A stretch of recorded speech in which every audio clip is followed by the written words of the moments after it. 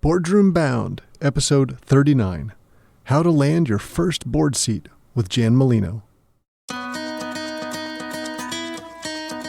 I'm going to work with women and help them become more successful. I work with women executives, whether it's in leadership training or whether it's in boardroom development, and it's about the soft skills. They have the required credentials. It's how they come across to people, presentations, executive presence, those things.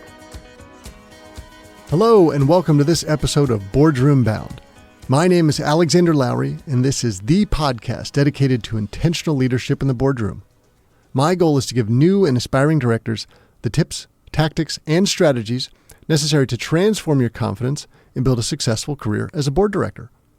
Quick reminder, you can get all of today's show notes at podcast.gordon.edu.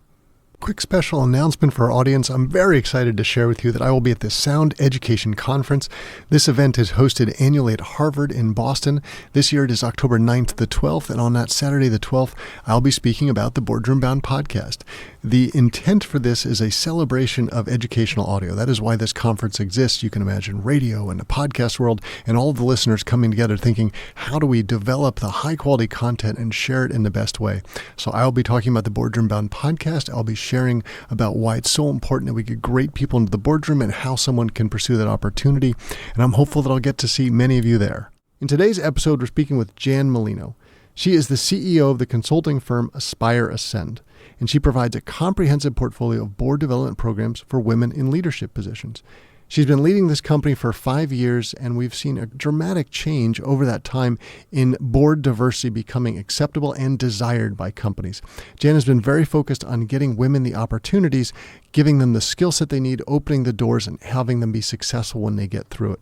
So it'll be a great conversation today to learn about what she advises her clients on, which is relevant for everyone listening to the show who's thinking, I want to get a board role. All of these skills will translate across to you, and Jan will explain her personal focus for people, which is all about the network. You need to be networking with purpose to get a board role. You're going to have to articulate your unique value proposition to help your network help you.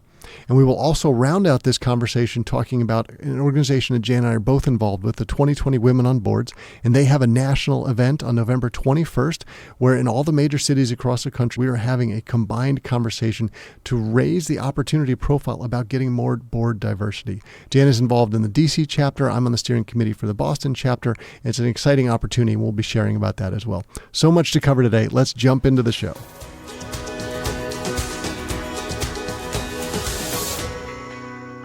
Jan Molino, welcome to the Boardroom Bound podcast. Thank you so much. Delighted to have you here and to be talking about your background and experience of how you got to the space where you are now a coach and a guide, perhaps even some people might say a Sherpa, to others, especially women who are looking to think of, I've had success in the C-suite. How do I build from that and move into the board role? So this will be a wonderful opportunity to share. I know you're on the public speaking circuit and you do a lot of those conversations about women leaders in the boardroom, women on boards, corporate board development. You're part of the 2020 Women on Boards. So much for us to cover today, because at the end of the day, we need more diversity of thought in the boardroom. We definitely need more females, and we made progress, but there's still ways to go. So maybe we could just start out by people understanding a bit of your background and how you got to the spot where you are today. Well, it's actually an interesting kind of circular path here. I started Aspire Ascend 5 years ago, and it was all about helping women become more successful. I had been in search for 16 years previous to this, and I spent, before that, 20 plus years in healthcare systems leading communications and marketing. And so there were so many mergers and acquisitions in the healthcare arena. Finally, when the recruiter called me and asked me to look at retained executive search, I was like, I don't do that. I don't even know what you're talking about. And interestingly enough, it was all about business development and relationships, and that's what I'm about. And so I spent the next 16 years putting CEOs and board members into the boardrooms. In 2014, I started Aspire Ascend, and it was strictly to help women become more successful, because I found that women were my most difficult candidates. And when you say difficult, let's unpack that a bit and understand why. I think there's a lot of movement today for people to go, yes, diversity of thought is important, but let's back it up to where we were 5 years ago. 2020 Women on Boards has really raised the profile, but before that was a national conversation. Let's understand why that was. Well, it still continues to be. Women don't take a lot of credit for all of the things that they do. When I would send a woman a position spec and talk about the job that I had just recruited her for a CEO or for a board seat, I literally had women put check marks on the job description, and I go, "What is that?" And they would say, "Well, these are the things I don't have." I can honestly tell you, in 16 years of search, I never had a man do that ever. I remember back in my management consulting days, the senior partner would confide in me one day over a beverage. He said, I find it really fascinating because when a man wants to get promoted, he comes up to me, he's like, "I'm ready now, put me up." And in my head, I'm thinking, well, you're probably about a year away, but I appreciate your confidence. Meanwhile, I'm thinking, well, the female candidate sitting across the room, I think she's ready to go today, but she's telling me she's a year away. She doesn't have the confidence and she's not ready for it yet, which is just a fascinating, perhaps idea, generalization about males versus females. I think you're touching on the same one there. Yeah, absolutely. And it's interesting because when I was recruiting people, I would recruit them directly out of their company. And so I go, "Well, why do you think I called you?" Because what I see is this. And so it would start a conversation, and we finally had to grow the confidence. But I never, ever had to do that with any of my male candidates, which were obviously easier to work with in many ways. And so you saw enough that you realized there was a pattern, and was that how Aspire Ascend was born? Yeah, absolutely. So when I retired from search, I lasted about a month, and I just said, I cannot just sit around and not do anything. And so I said, I'm going to work with women and help them become more successful. And that is what Aspire Ascend is about. I work with women executives, whether it's in leadership training or whether it's in boardroom development. It's all about making them more successful. And it's about the soft skills. They have the required credentials. It's how they come across to people, presentations, executive presence, those things. Well, I know that I would call it the humble brag, and maybe that means you're not as humble in the situation we're talking about, but that the bragging sort of situation, putting yourself out there is important. And I know one of your favorite books, we were talking about it before, is Brag, the Art of Tooting Your Own Horn Without Blowing It, right? Oh, God, I love that book. I can't tell you how many books I have, tons of that book I have bought and handed out to people, to be honest with you. It's a fast read, it's funny, but it hits home because as a woman reading this book, you're going, "Oh my God, I did that all the time. I do that." And you're like, "No, I can fix this." It's interesting. I'm going to take gender out of it for a minute and also look at cultural differences, because when I think of board diversity, I can open up as well. I worked for a UK consulting company, and as an American, I was also having a conversation with a different partner one day, and he said, "I find the cultural differences so fascinating because you Americans are very direct. So, for example, you're in an interview, and the partner would say, 'Hey, can you sell?' And you're like, 'Are you kidding me? I have a list of contacts as long as my arm.' And he would say, 'We eventually realized, us British people, that you Americans, that may or may not be true. We have no way of telling. But if you ask that same question to a British person, he might have sold for all of his career successfully, and he would say, 'Yeah, maybe I can sell a little bit.' You ask an American, 'Were you involved in some research?' He goes, 'Oh my gosh, I've cured cancer.'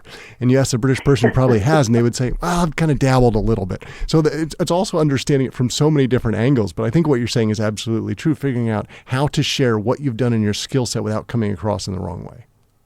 Exactly. And whether it's women or whether it's diversity, either way, when you look at it, you do need to brag about yourself, because who is going to know about you if you don't? And you advocate for this, and you share people how to do it in terms of their unique value proposition, because that you have to help your network help you, right? How do you unpack that for people and explain it? Well, boards are made up of diversity of thought, with members bringing different cultures and experiences, gender, ethnicity, etc. So what I like to look at is, what is it that you bring to an already diverse board? What is your unique value proposition? So I think of it as, what's your elevator pitch? When you have 10 seconds to sell someone what you bring to a board. Just take, for an example, I say that you have an entrepreneurial and financial expertise with high growth and work with transformational companies in the technology, healthcare, and consumer sectors. That's their unique value proposition. Mm-hmm. And it really has to be what you're passionate about and what you're interested in. And what I've learned over time is you can try to force yourself into something you're not passionate about, thinking this will be good for you, but you're going to be really struggling to bring your best self there. So I think coming back to that as well, it's for some of your candidates, for example, they might be saying, I got a board opportunity, I should take it. And I'm sure you would advise them, based on what you just said, wait for the right one. Then you can knock it out of the park. You know, it's funny you just said that. I had a client just before we got on today that I said, I just had a call from a recruiter and I'm going to go for it. And I go, so you don't have a board bio done yet. You do not have your value proposition in place. What are you going to tell them? He said, because once you burn that contact, you can't go back to it. He said, so it's so much better to say, thank you. I would love to hear more, but, let me think on it, because you really should be prepared before you start to go out and market yourself. You need to have things in place. One is your board bio. You need to have your unique value proposition, and you need to have a board pitch in place.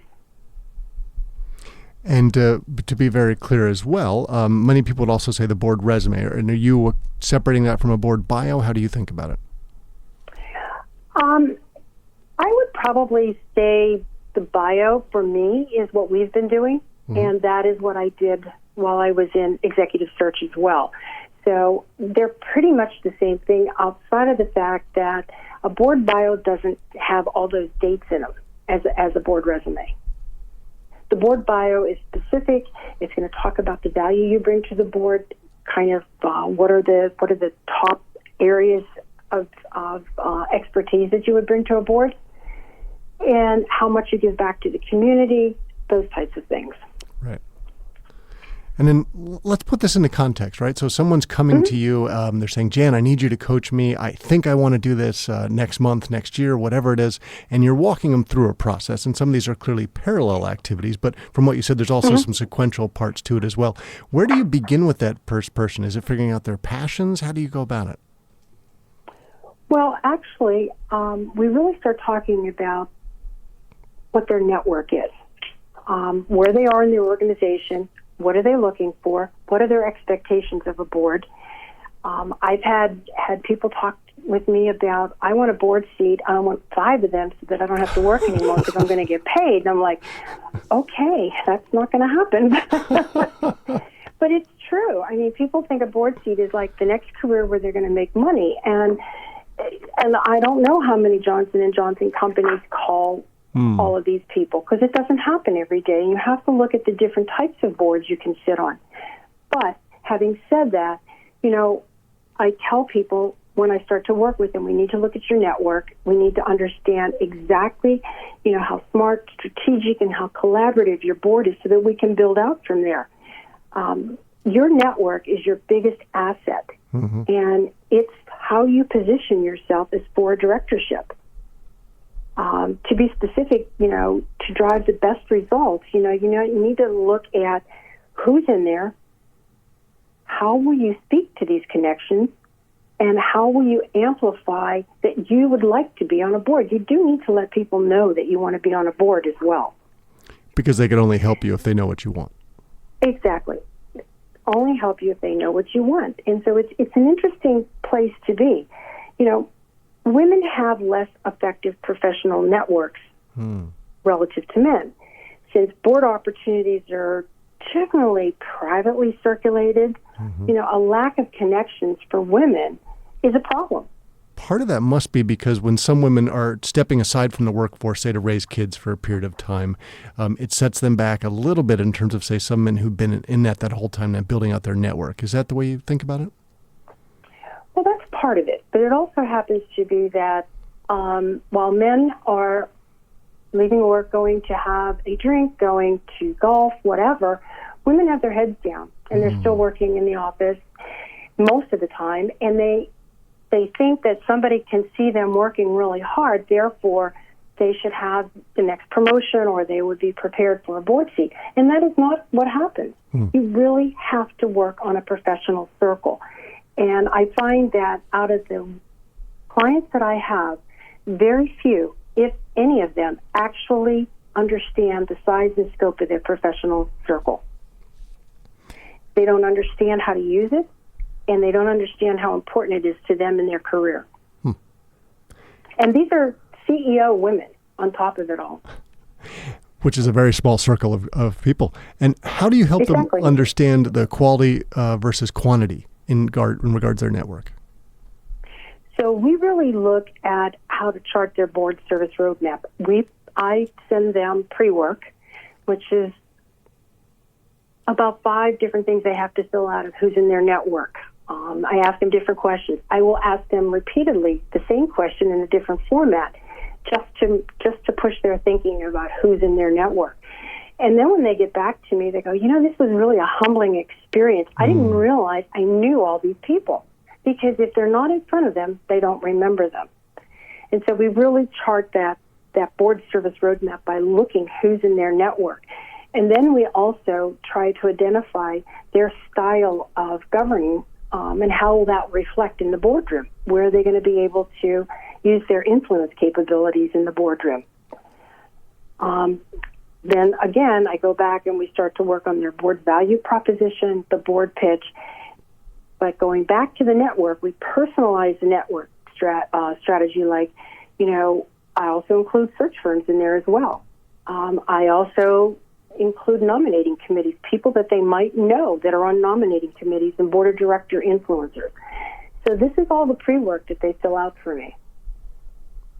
And you've touched on something really fascinating there, and I'm sure this comes up as a big part of it, discussing with someone, but you talked about sort of their personal style, the way that they would add value, probably the way they would excel on a board.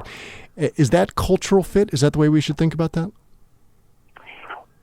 Yes and no. I look at it as how you're going to be able to acclimate into the boardroom. Is your governing style, you can look at different styles in your leadership that you need to use to get people to work with you. There's different styles of leadership, and the same thing happens in a boardroom as well.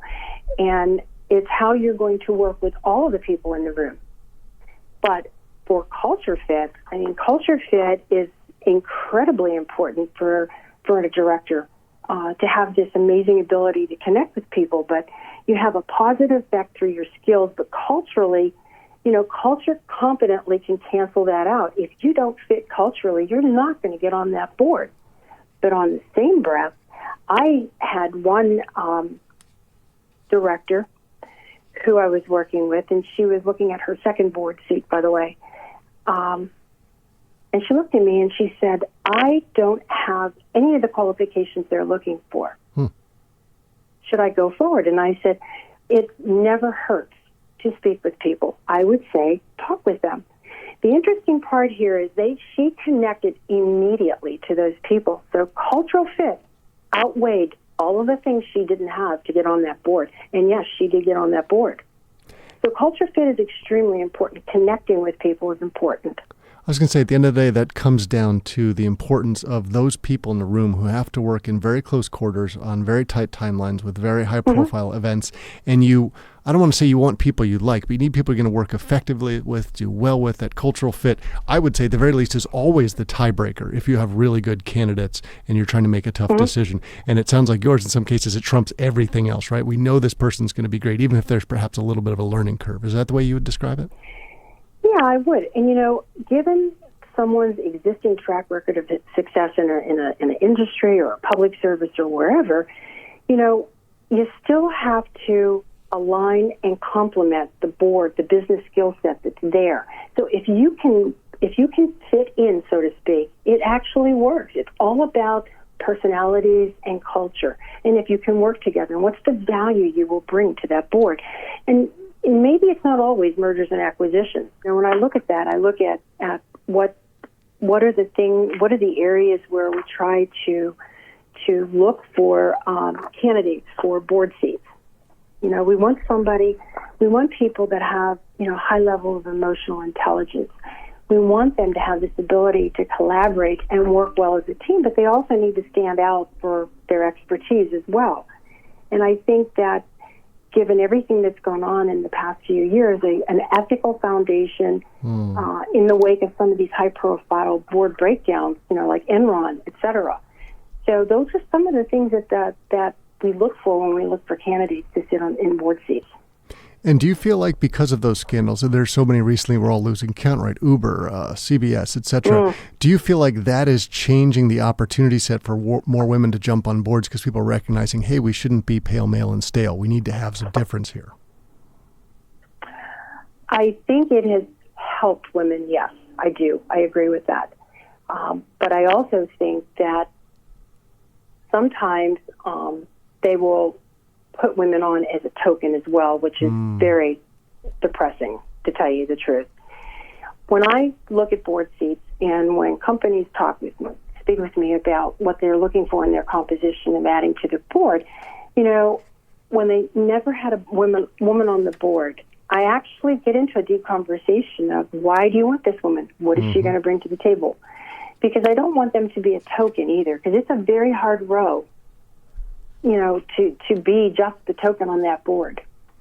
We've had Cheryl Bachelder on the show, and her most recent appointment was to Chick-fil-A. She's been on multiple boards before, and she was telling me before we got on air what it was like the first time she got on a board, and just how shocking it was, her different practices for some of the other people, the board members, like, wait, we got to think about that now? We have to do it this way? And she was thinking, why did we never think of this before? So it does really change, but she thought it was a wonderful thing for them to see what it was like for other types of people. She goes, no longer were we having martinis with our lunch during the board meeting. It just suddenly started to change. Isn't that amazing? Well, I think that's really amazing, and I think it's only good for boards, that this whole change, when you look at board composition, the future of boards, as far as I'm concerned, is really about diversity and looking at, the innovation and the disruption that's coming, levels of disruption from technological innovation, and from a social impact and from a sustainability side. This is where boardrooms of the future are going to go. And if you're a company that wants to go into the future, you need to be looking at those things. And those are the things that women and gender diversity and diversity can add to a boardroom. Oh, I absolutely agree. I think about innovation, and it's a word that a lot of people like to throw out there. I think it's pretty hard to innovate if everybody around the room is the same, looks the same, acts the same. You need different differences. That's where the diversity of thought is just essential. And it could be from people who've lived in different parts of the world, different socioeconomic backgrounds, different age. You think about different customers for different industries. How do you understand them and think about them? So I absolutely agree with you, right? So the world is changing. And I've had conversations with a partner at Heidrick & Struggles, one of the big executive search firms, who was talking about how this situation is different because they have a firm policy that every one of the slates they will put up has to be at least 50% diversity. They will not put up a board slate otherwise because they believe in that, and they're starting to set a tone and a change in that way. I imagine that is all because of things like this. So the 20 Women on Boards, Aspire and all of these organizations who are raising this different perspective. Has that changed for you personally? For example, like when you go out and do your speaking tours, have you found that there are more opportunities for you coming because there's more recognition around this? There is, absolutely. And it's about women's leadership, and it's about women on boards. And this has taken on a life of its own. And in many ways, it's very good. And in some ways, it's different. Let me just put it that way. Mm-hmm. I mean, I was in a speaking in New York earlier this year, and it was about women in the financial services industry. And it was a huge conference. And yet this particular panel that I was on was in the back room in the far side of the conference space. We were not on the main stage. So, yes, they tried to, okay, we're going to work with women. We understand that women are the future of financial services, but yet you're not good enough to be on the main stage. You're in this back room way over here where people have a hard time to find you. No, I'm serious. It was like some irony. But when it was over, I will say they came up and asked what they could do, and I said, this needs to be on the main stage. And so it will be for next year. So I'm proud of that. Well, as long as progress is being made every time, right? That's an achievement. That's a goal. And, you and I were talking before the show started today. There's something we're both involved with. The 2020 Women on Boards has their annual event on November 21st in cities all across the country to raise more profile about this discussion. I'm part of the steering committee in the Boston one. You're part of the DC steering committee. Can you tell us more about that event and what it looks and feels like? Because you've been involved for many years. Oh, this is so exciting. Right now, we're in the middle of putting the panel together, and what we're looking at are people that are currently sitting on corporate board seats, paid positions. And here in D.C., we just have this wonderful community of corporations, and so we're pretty lucky in that respect that we're able to find some great panelists. But one of the things that we're adding this year is we are adding one panelist who's coming from the nonprofit world. Because I will tell you that when I was in search, and search firms will tell you that they really, people coming from the nonprofit world who don't have for-profit experience, they really don't think of them as tier 1 or tier 2 candidates to be for a board seat. So this particular panelist had worked close to 30-some years in the nonprofit world. She's going to talk about her struggle because she was in the not-for-profit space to get to the boardroom, and it's really about perceptions. What people don't understand is they are running a business as well. And it's fascinating because we've had other guests on the show, for example, Paul Comfort, who ran all of the transportation in Baltimore, right? So very involved in senior government there. And that allowed for opportunities to move across because of the networking. It comes back to what we talked about before, having a network and using it well.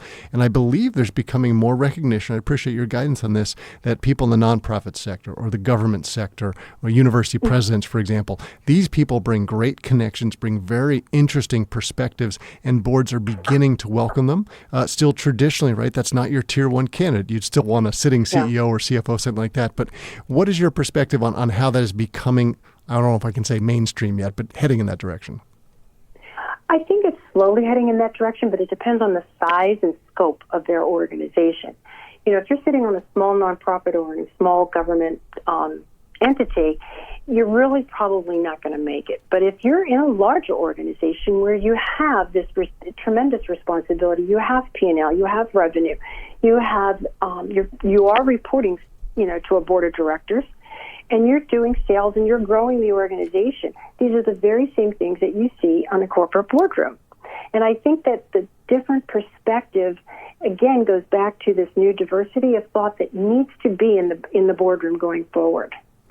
It makes sense. We had a partner from Spencer Stewart on the show, and we were talking about how do you view nonprofits, because some people view that's the perspective of how I will start. I'll get some board experience there and I'll move across. And he said it varies depending on the quality of the nonprofit. So if you're working at a large national nonprofit, for example, I'm on the one of the 30 biggest YMCAs on their strategy committee. I know how to value that. I know what that looks like for that organization. But if it's more of a local mom and pop type nonprofit, I'm probably going to discount it because I don't know the sophistication. I'm not sure what they're doing. So I think we all have to put it in the context, right? Absolutely.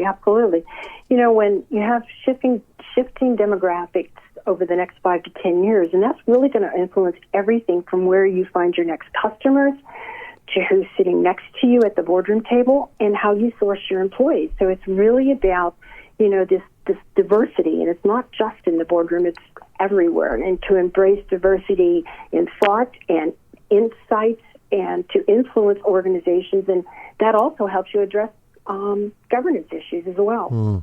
I like that. And Jan, in many ways, as we think about that point, so the boards will begin to understand the need, if they're not all there already, and take more opportunities for people who are different, for diversity to enhance their boards. So I think that means there'll be more women and minorities and those sorts of different types of people getting chances, which is really exciting, which is why Aspire Ascend is well placed, right? So you've got a portfolio of board development programs. Perhaps you could just give us a couple minutes of an advert of people who are saying, this would be really helpful for me. I'd love to learn more about it. Well, our board development program is anywhere from 5 to 7 sessions, and we work with women, and the package includes, like I mentioned to you, really going on about your board bio and your board profile, and we really look at what are the strengths in parallel with industry, the business model demands, directions and trends that are going on currently with boardrooms, and I also look at the individual key differentiators which I call your claim to fame. And then we look at the different types of boards. There's corporate, there's entrepreneurial, there's, non-for-profit, there are ESOPs, and there's all kinds of boards. And not every person I meet is going to be sitting on the board of a major, 100 company. But there are a lot of board seats out there, and that's what we try to hone in on. So I work one-on-one, and I have many people that work with me as well, but we work on developing and charting their road service or board service roadmap, and we kind of identify, their board pitch, and we personalize their network strategy. I am huge on this. This is the basis of everything for board development, is about your network. It has to be about who you know, how will I get in front of them, and how can I add value back to them as well. I also help people with their boardroom interview strategies and practice, and we also change their online presence as well. If you have a moment, I'll tell you a short story. Yeah, please. I was helping a new CEO, brand new CEO, and they hired me, the search firm hired me to prep her for her interview in front of the board. And I don't know what she was like the first time. I guess she was like candidate number 4. She had fallen down from 1 to 4. And so when she came to me, I said, "You have your presentation done?" And she said, "Yes." And I said, "Okay, let's go through it." And I must have stopped her 50 times because, "No, you can't do it that way. No, you need to say it this way." So the point of this story is that she was asking permission instead of showing them that she was actually a leader. Yeah. And so we changed her style. She did get the job, by the way, but the interesting part is they could not believe she was the same person. So it is about style and how you come across. And that is what we work on when we work on your pitch and your unique value proposition, so that when people see you, they see a leader. Mm-hmm. That's essential, right? I guess the simple analogy earlier in the career is people would say, dress for the job you want, not the job you have. You are positioning yourself in someone's mind, and clearly communication's on a whole nother level up at the board, but it's that same sort of idea of you need to show them you're ready for it before they'll give you that opportunity. Absolutely. And I am a big, I just spoke to, which I hardly ever do, speak to young millennials. And they asked me to speak, and I just said that very sentence you mentioned about dress for the job that you want, not for the job you're in. And they all looked at me like I was crazy. And I said, "Well, now think about it a minute." And it was hard for them to understand that concept. Right. And it's easier for me coming back from a background in financial services and management consulting to be used to that. But it is all of us understanding. So, for example, if you're coming up for a board role, you might have the right skills they need, but be in a different industry, right? So that's partly about understanding what you're going into, how to be prepared, how to come across in the right way. So I think that advice fits no matter where you are in your career, what you're looking to do. But it's understanding the people on the other side of the table who are interviewing you, and how do you give them the information they need in the right way. Absolutely, absolutely. When you look at young people, anybody coming up, and you want to sit on a board, I really ask them, "Are you a thought leader?" And I said, "Are you considered a thought leader in any area where you could add value as a director?" And I said, "So I'm going to ask you a series of questions, and if you can answer most of these, then you're going to be looking at a board seat. If you can't, then these are goals you have to work towards." Mm-hmm. We've talked about in a previous episode of going from being sort of a generalist to a specialist to a person of authority, because at the end of the day, everyone is coming in onto a board is never someone of like, I can do lots of stuff. I'm a jack of all trades. That's not what gets you that board seat. You need to be someone who is known for a certain skill and expertise, and that's what their value that they're going to perceive you bringing to them. Yes. And I also, when I'm talking with prospective board directors, your role is about asking the right questions and supporting management to make the best decision possible. And so some of the people that are coming in with more operational backgrounds, your job is not to prove you can do the job yourself. Your job is to help guide. And so sometimes those two things get a little blurred. Those lines get blurred. Noses in, fingers out. That's a hard change for some people. I like that. Yeah. Well, Jan, this has been a fascinating run through today of everything that someone should think about. And I've especially loved hearing some of the key differences for women. And I'm so thrilled that you're coaching them. It's great that we'll be on the same night in different cities working to promote that opportunity for more diversity onto boards. And I'm sure some of our people would love to follow up with you. What would be the best way to do that? Well, the best way to do that is to email me at jan@aspire-ascend.com, or you can go to our website, which is www.aspire-ascend.com. I also have LinkedIn for Jan Molino, Facebook, and Twitter for Aspire Ascend. So we're pretty easy to find. That's good. And I will make sure we get those into the show notes so that people can follow up with you. And Jan, we were delighted to have you on the show today. Thank you for sharing your insights and helping all of our audience to be more boardroom bound. Thank you so much for the opportunity. That's it for this episode of Boardroom Bound. I really enjoyed chatting with Jan Molino. It was wonderful hearing the process that she uses to coach her candidates, and specifically she works with females, but the knowledge is applicable for everyone in this audience. If you're looking for your first board role, your second board role, understanding the process that she takes her candidates through from start to finish, for example, building out your board bio, understanding your unique value proposition so that you can help your network help you. And she walked us through that step by step. And of course, that all builds up into the event that she and I are both involved with, the 2020 Women on Boards event, nationally occurring on November 21st in all the major cities. I'm on the steering committee in Boston. She's on the steering committee in DC. A lot of excitement and enthusiasm for raising the conversation about more board diversity is needed. Now, if you head over to podcast.gordon.edu, you can find links to that and everything else that we discussed today. And perhaps most importantly, the Boardroom Bound team and I are proud to be your go-to podcast for all things that connect, prepare, and empower you to land a board seat. Be sure to subscribe to this podcast so you don't miss any of the high-quality content we bring to you every Wednesday. Thanks for joining me today. I can't wait to share more stories and strategies from brilliant business minds with you again next week. Remember to keep tuning in to be Boardroom Bound.